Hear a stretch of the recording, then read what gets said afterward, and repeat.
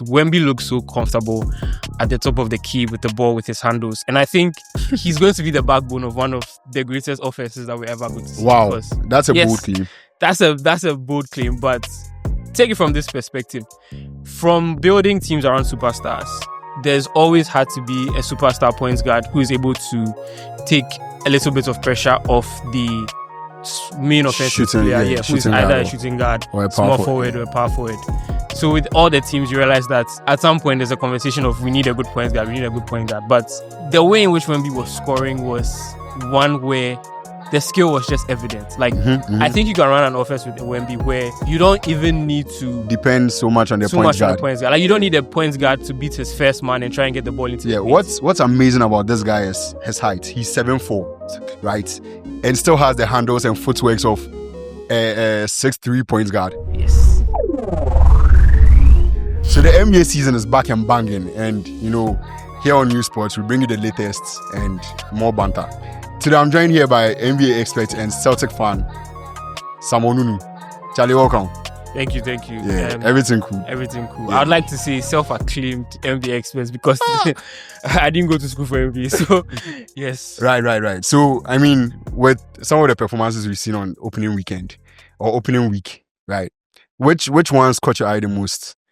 So, I think Wembanyama's first game was the most amazing. Mm-hmm. I think we are seeing something very new that we haven't seen in the NBA for a very long time, which is someone who is able to come into the league and just dominate any way or any form that they want to be able to. And so, I mean, we all see the stats, 40 points, 15 out of 21, which is insane. Took only 2 threes, made 1 3, but I think the biggest takeaway for me was how comfortable he was with the ball. And even looking at the team he went up against, a star-studded Mavericks team with very good defensive players, right? AD, Derek Lively, Klay Thompson, PJ Washington. Yeah, like it's a team that's any other NBA team should have struggled scoring in the paint, and Wemby did it so effortlessly, which was. But looking back, looking at the team he went up against, right, the Mavericks, and he still managed to pull out this performance. Looking at the star-studded defensive lineup, right, AD, Derek Lively, Klay Thompson, PJ Washington, yes, and he dog walk every single one of them, right? Exactly. So it's just seeing the level of comfort that he had. And bear in mind, the Spurs didn't have De'Aaron Fox. Mm-hmm. So they're missing a quality point guard who could bring the ball up the court. But Wemby looks so comfortable at the top of the key with the ball, with his handles. And I think we're about to see he's going to be the backbone of one of the greatest offenses that we ever going to see. Wow, that's a bold claim. That's a bold claim, but take it from this perspective. From building teams around superstars, there's always had to be a superstar point guard who is able to take a little bit of pressure off the main offensive player, who's either a shooting guard, or a small forward, or a power forward. So with all the teams, you realize that at some point there's a conversation of we need a good point guard. But Wemby, the way in which Wemby was scoring was one where the skill was just evident. I think you can run an offense with Wemby where you don't even need to depend so much on the point guard. Like, you don't need a point guard to beat his first man and try and get the ball into the paint. What's amazing about this guy is his height. He's 7'4", right?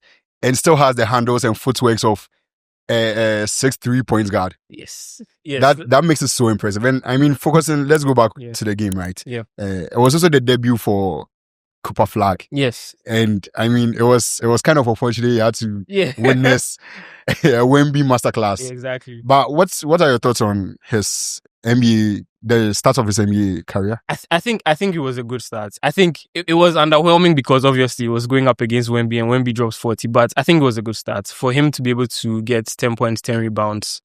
It's a sign of a player that could fit very well into many teams. Mm-hmm. I don't think of Cooper Flagg as a franchise player, someone who is going to be able to turn the franchise around. I think of him more. But that's a number one pick. I mean, that's a number one pick. I mean. No, so you see, I think the problem with him is it's kind of a little too hard to fit into a team with such stars. You have people who have rings, who have rings to their names, different eras and all that. And at this point, it just looks like there's no father figure he's going to have to rely on to help him through it. Yeah. That's right. But I don't think he's going to be a role player. Yeah, I agree. I think it's now time for him to find his place in the team. I think he has to commit to an identity in the Dallas team, either as a defensive guy, as a slasher, as a shooter. He has to pick something that he's going to be very good at. Yeah, but he has all that in his bag. He has all that in his bag, but there are people who do that better than you. You're not going to tell me you're going to score better than Kyrie or defend better than AD. Yeah, that's true. He has to pick where he fits in this Mavericks team and still not lose sight of who he is as an offensive player. I think of him as a good comparison for him, I think, is an Andrew Wiggins, a Jimmy Butler early in his career. Or Clay Thompson. Clay Thompson. Like people who could be the Robin, not the Batman. Be the Robin, not the Batman. Do other things very well. Yeah. But in certain instances, you can still rely on them to be able to put up big numbers offensively. But aside Wemby's performance and that game, that first game, and like putting that aside, right? Mm-hmm. There's another guy who is showing us that this season he's up for it. Yeah. That's Anthony Edwards. Yeah, he's out for blood. He's out for blood. After the first game, I think he dropped 37 in the first game, dropped 31 in the second game. Mm-hmm. And it just doesn't look like he's stopping anytime soon. That was against the Lakers with Rui Hachimura. Like, these guys have size and he still went at them.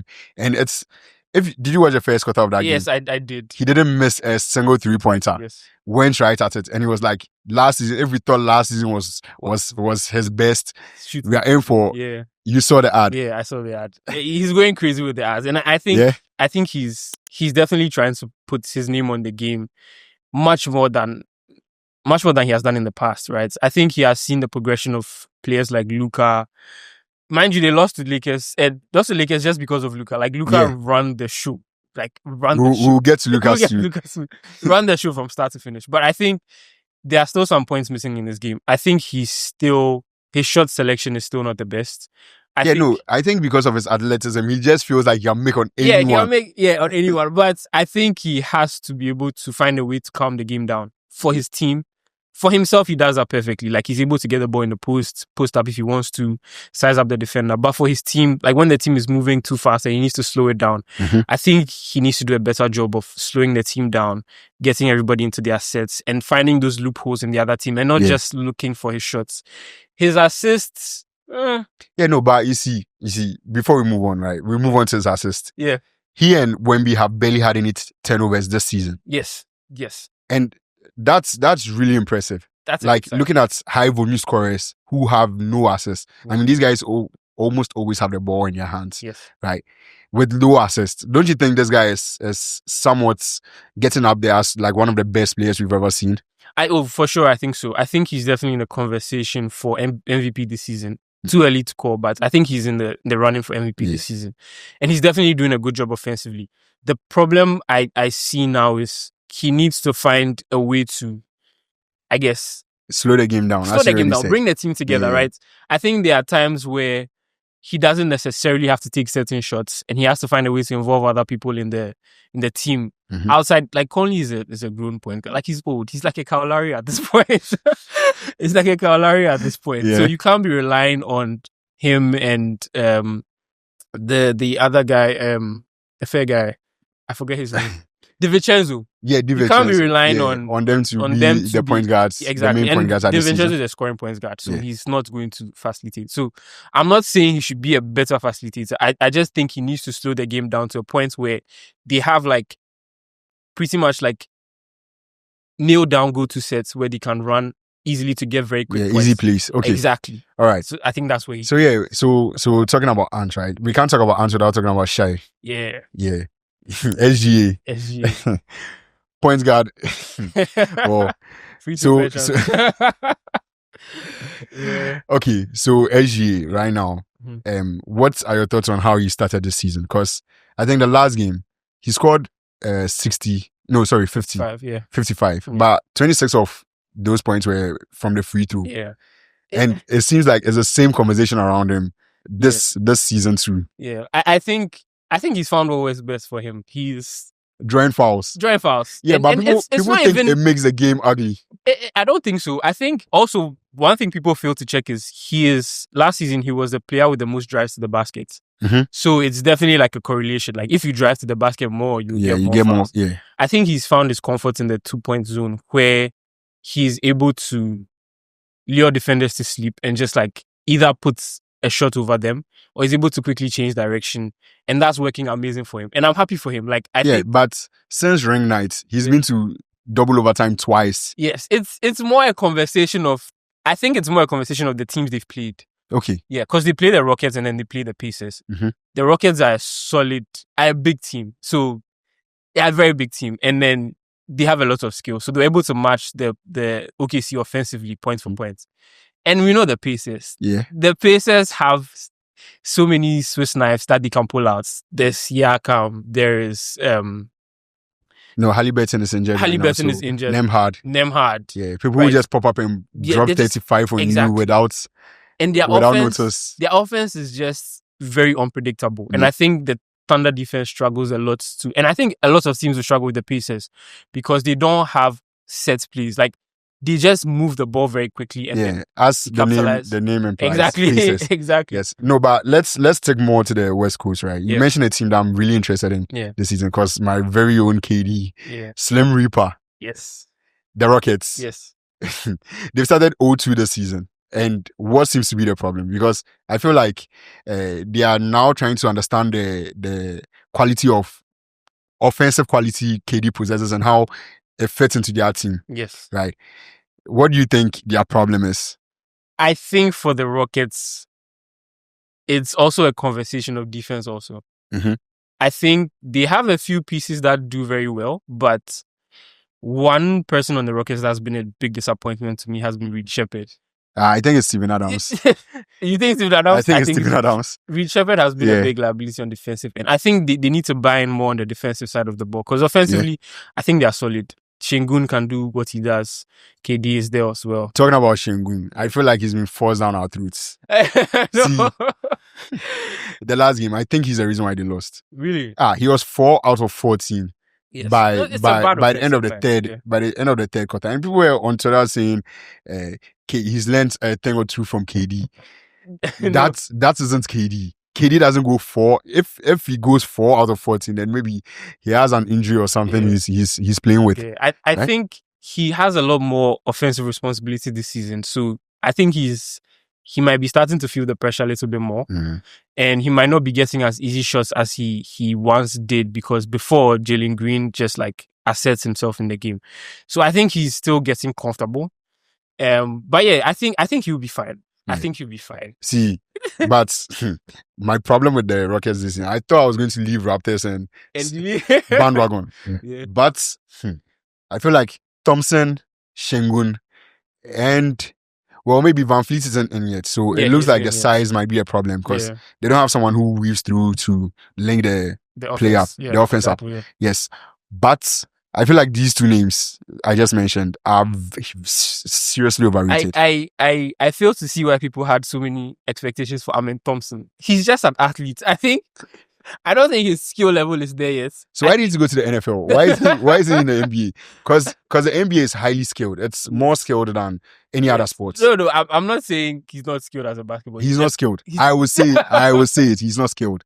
I don't think the conversation is he's not. I think he's more athletic. Like his athleticism allows him to get away with a lot of things. So with his athleticism, he's a better defender. He's a better slasher, but he is not someone. See, pause. Hold up. Sure. He's no more athletic than Anthony Edwards. No, but Edwards adds skill to it. Yes, but Edwards doesn't start this way. Yes, consciously adds the skill. I think Amen will get there. I think maybe he's in. But he's in his third season, no? Third year, yeah. Third year. So I think he will get there. I think it's more of a Jaylen Brown situation because Jaylen Brown also started. You know who else is in his third year? Wembanyama, I know. But I think he'll get there. I think it's more of a Jaylen Brown situation where he slowly starts to adding the skill and then becomes like a core member of the team. But for now, he has to defer to Shingun. You switched the East Coast twice, right? Yeah. Let's just do the last East Coast team. I hate the East Coast. Let's just do the last East Coast team, the Lakers, right? Showtime Lakers. See, Luka, last season I was tweeting it, and you guys, I don't think you guys agree with me. But right now it's Luka's team, and he's showing that this season. No, I 100% agree with you. Mhm. I think Luka is the best young player and the best young player that we have in the league. He's the best offensive player right now. Yes, I think he's better than Shea. I think he's better than Mhm. Ant. I think he's better than everybody. Maybe Jason Tatum is up there. Hey. Questionable.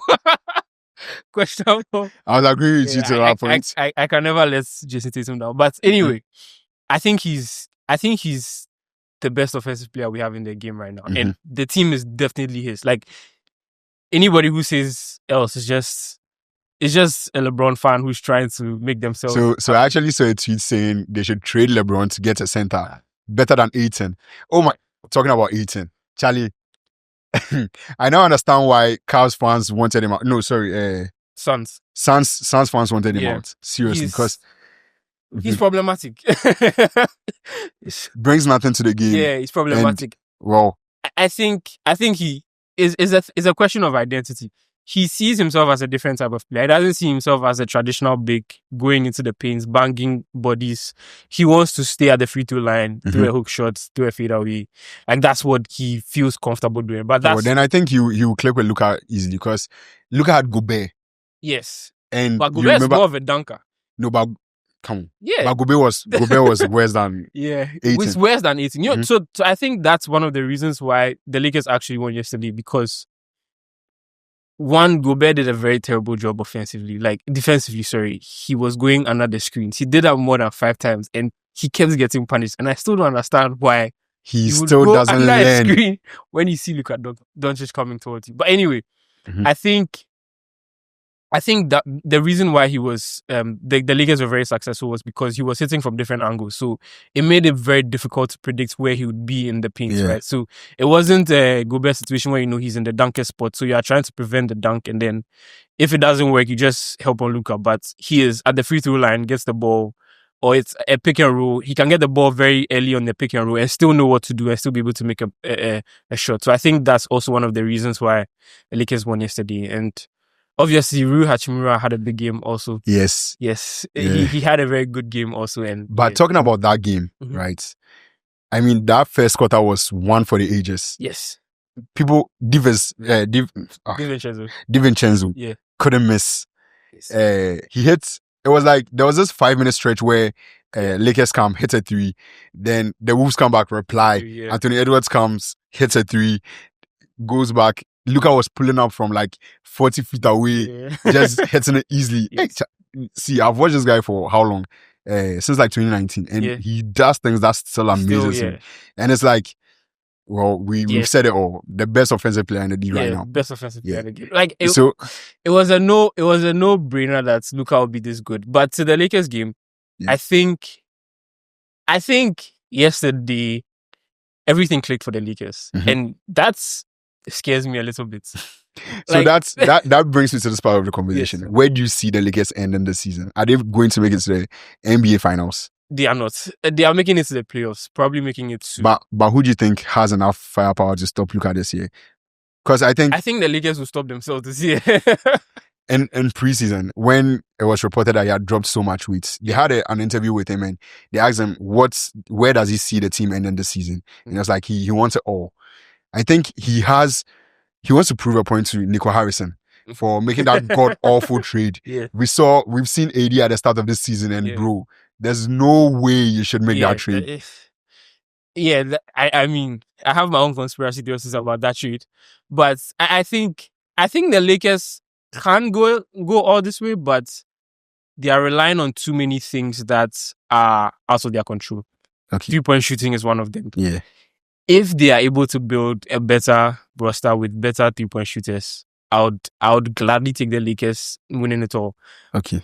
Another thing they are missing is athletic wings to guard. Yes. Right now, they only have... No, but they have Bronny.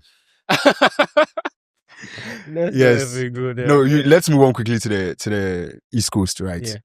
I think it's going to be a very short conversation because there's not much to talk about. There's just one team that's going to go to the final again.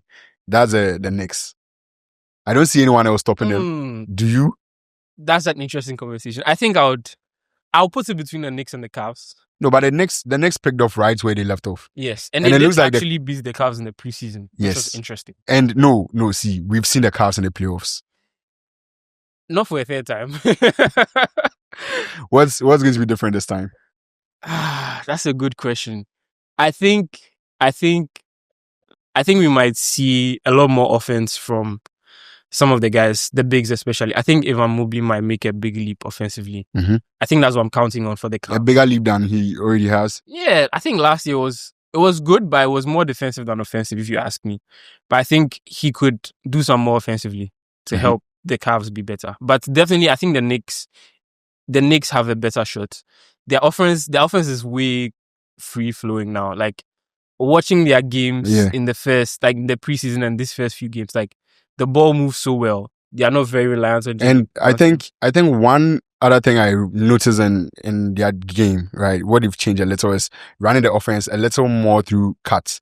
Because they've finally realized that they have a big man who can score. Exactly. Yes. And after the disappointment they had with who shall not be named. Yes. And so I think that's going to work for them. And they also do a good job of hiding Brunson on the defensive end also. Mm-hmm. So now he doesn't guard at the top of the key. He guards deep in the paint. And you have to draw him out. But before you draw him out, he can call a switch with Mikal Bridges or Anunoby, and then they pick up. And whoever. Josh Hart hasn't even logged in yet. So exactly. we don't know how good defensively they are going to be this season. I think they are going to be a very balanced team. And they have a good chance of winning the East. Yeah. So which other team in the East, real quick, do you think stand a chance to make? I mean, you've already mentioned Cavs, but apart from Cavs, and are we getting Haliburton back this season? Yes, we are. We should see him around, I think, March or April. Oh, so before the offseason. Yeah, right before the offseason. March or April, he should be back. Yeah. But I think no, there's one team I'm not mentioning. The Raptors. Don't tell me the Raptors, because I'm not mentioning them. Yes, the Raptors. No, see, hold up. Right now, okay, I watched the last game. I wasn't quickly lost as the game. But aside that, there are so many positives. RJ Barrett seems to find a little more consistency now. Yeah. Brandon Ingram too. I think the only thing that's stopping the Raptors from being great is consistency. Yeah. Inconsistency, sorry. Yeah. We have too many inconsistent players. Starting from the franchise star himself. The one who has a... This an issue that shall not be named. Yes, right. Looking at the team, it looks like we have a little more depth. They have a little more depth, sorry. Yeah. Grady Dick, very good from the bench and all. Yeah. I think playing through. I think playing is a good step for them. Is an accurate prediction for the Raptors. I think they are still better teams in the East. I don't think the Raptors are better than the Celtics still. And this is not an agenda. With who? Jaylen Brown? Who can't dribble with his left? This is not an agenda. I still think Celtics they still have a good team. Mm-hmm. They'll struggle a bit, but I think they still have a good team to be able to I guess not contend, but be in a mix. Mm-hmm. But I think for me, the two teams I'm watching the most are the Pistons and the Magic. I think they are the ones that could deliver any upsets. Okay. Yeah, the Magic because Antetokounmpo, Giannis Antetokounmpo too. I know you're not a fan. Yes. You're not a fan of him. Yeah. But looking at the numbers he put up last season, I mean, if any of his players decide to turn up and also help, that could go a long way. For sure. Yes. For sure. I think the Bucks, they have a good team. I want to see how Giannis, and so far it's been amazing. I want to see how he fits more playing with a big like Miles Turner. Yeah. Similar to Brook Lopez. So we kind of see how that is. But he's a little more athletic, if you ask me. Okay. So I think they're also in the mix also. Okay, so that brings us to the end of this episode. Please go to our YouTube page, like, subscribe, and share with your friends. And also comment, if you disagree with anything we said right now, you can air your thoughts out. We'll be there to reply. Go on social media and follow our Instagram page for any updates. Yeah. See you next time.